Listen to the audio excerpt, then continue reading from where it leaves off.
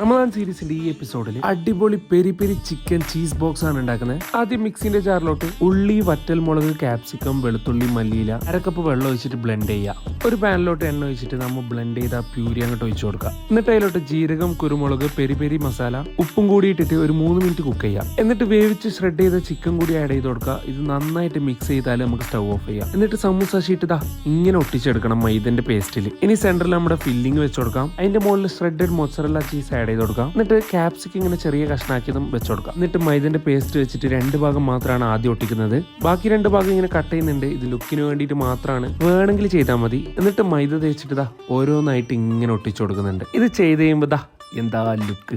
ഇനി അത് നല്ല ചൂട് എണ്ണയിലിട്ടിട്ട് പൊരിച്ചെടുക്കാം. എന്നിട്ട് അത് ഗോൾഡൻ ബ്രൗൺ കളർ ആകുമ്പോൾ കോരിയെടുത്ത സംഭവം റെഡി. സംഭവം നല്ല ക്രിസ്പി ആൻഡ് ചീസി ആയിട്ട് അടിപൊളി ടേസ്റ്റ് ആണ്. എന്തായാലും ഇഫ്താറിന് ഒരിക്കലെങ്കിലും ട്രൈ ചെയ്ത് നോക്കാം.